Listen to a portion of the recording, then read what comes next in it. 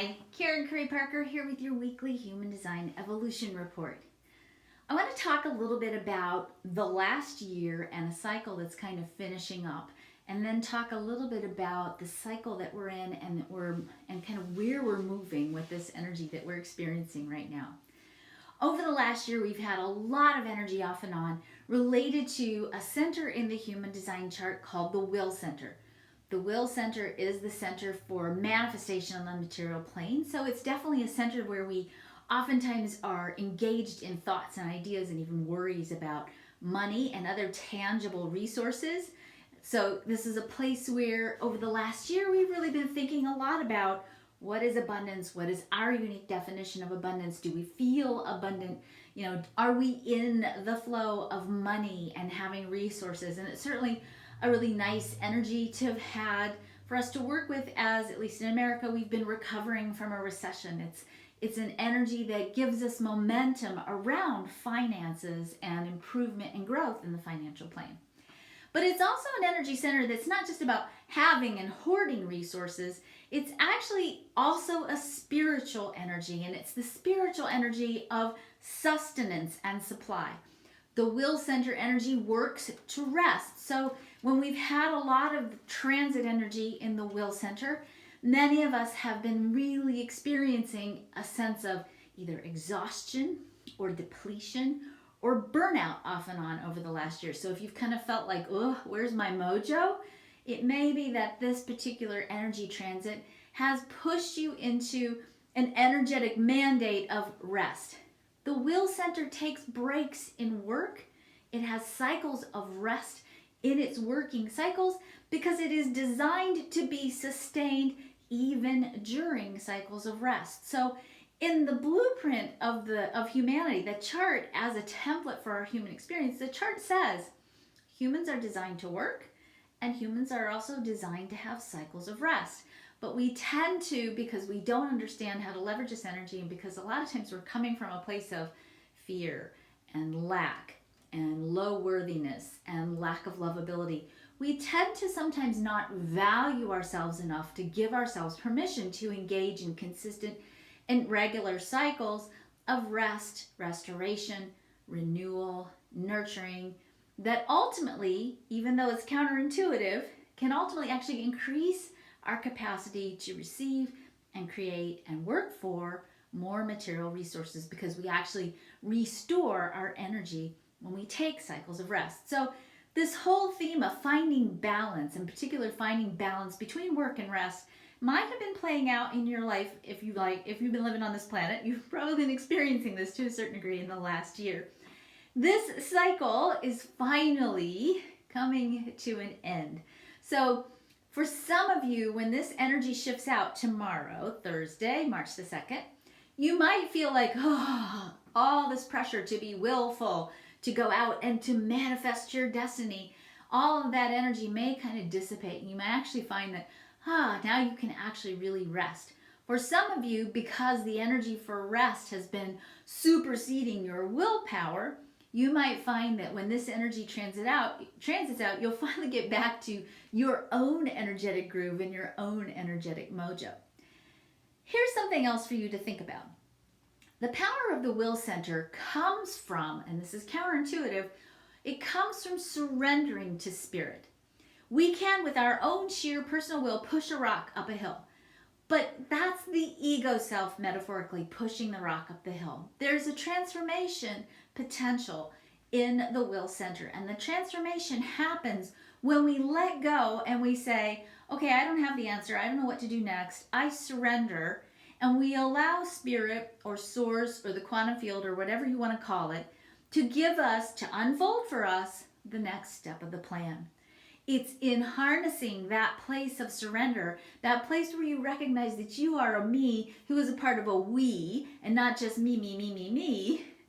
When you can recognize that you're part of a greater plan than you by yourself individually, and you're willing to surrender to that plan, you actually gain access to a lot more energy to give yourself the power and the capacity to do what's in alignment with the cosmic plan. So you may have been also, over the course of the last year, really engaging in an inner dialogue about How can I be of greater service? How can I surrender more deeply to my path, to my place of service in the divine whole, in the cosmic plan? And what do I need to do to be aligned with that place? So hopefully you've also had some of these dialogues going on. And this is a really interesting cycle to end in the middle of the creative cycle that we're also in. We've just come out of a second eclipse. We're in, eclipse energy, particularly when we have, eclipse energy is always on a new moon and a full moon. But, when we have a new moon eclipse, it's kind of like a new moon on speed, okay? It's like super amplified new moon energy, and it's all about initiating creative aspects. And that creative aspects, that seeding that happens with this new moon energy echoes not only for the next 30 days, and you've got 30 days to really go, okay, where is my place of service? What is my place and my role in the cosmic plan? And certainly I would encourage you to really journal and write and contemplate and meditate on that question. But it's also a time to seed it in action. If you have clarity about your place, your actions, what you need to start, what you need to initiate, this is the time, even if you don't know what to do, at least start sprinkling some seeds of intention during this next 30 days that will really give you the spark, and with consciousness and deliberation, seed in the universe your desire to not just be in alignment with your place in the cosmos, but to actually take the steps to be present to the unfolding of your life purpose in the cosmic plan. So great energy for creativity, great energy for taking what you've been contemplating over the last year and really starting to give legs to it.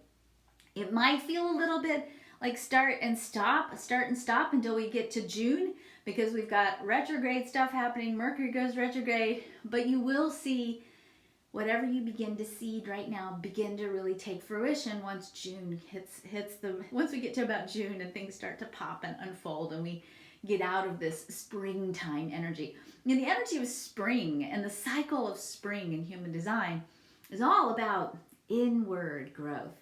It's that quiet, contemplative, laying down the roots and letting them sink to the depth where they will tap into their nutrient, and the gentle unfurling of the leaves as it begins to pop up through the soil. So we're in that seeding phase right now of the year where everything we think and dream about opens us up to new possibilities. But if you're going to grow a seed, you got to plant a seed. So definitely a time for you to plant some seeds of intentions.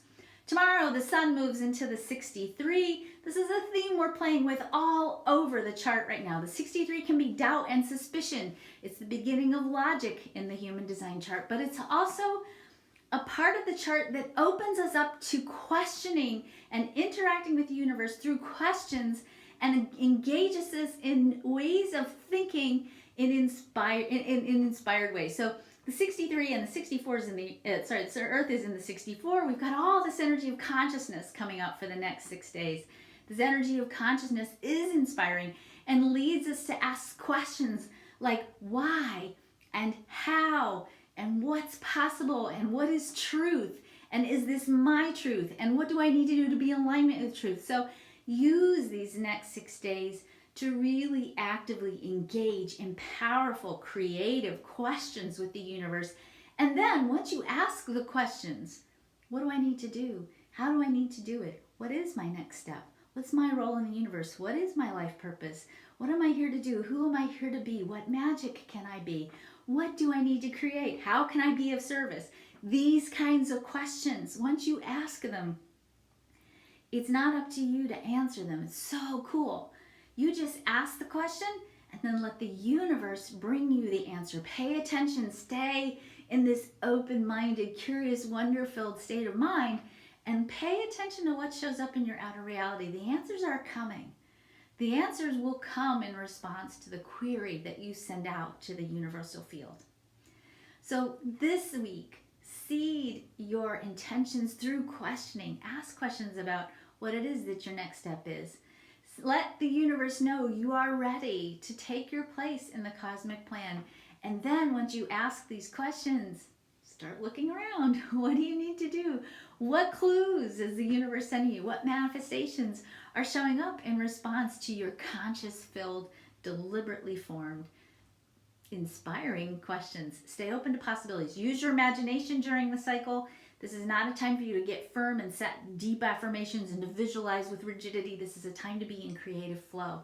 So use your imagination. Think about and daydream about possibilities. Great time to do this.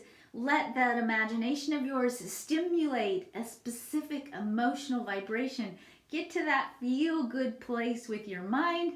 Get to that, let your mind stimulate that feel-good place in your heart, and then sit back and let the attractive forces of your heart bring into your reality the responses to your questions. You're going to have a lot of ideas over the next couple of weeks. Enjoy them, write them down. Don't take action on them unless you're doing it correctly according to your human design strategy, which means let the universe bring you the clues. Don't get in your head and try to figure things out. It's easy when we have a lot of head energy transiting to get lost into trying to figure things out. You don't have to figure anything out. All you have to do is ask a question. Be present to the question, pay attention to the answer that shows up in your outer reality, and then go have some fun. All right, have a great week. I'll talk to you next week. Bye.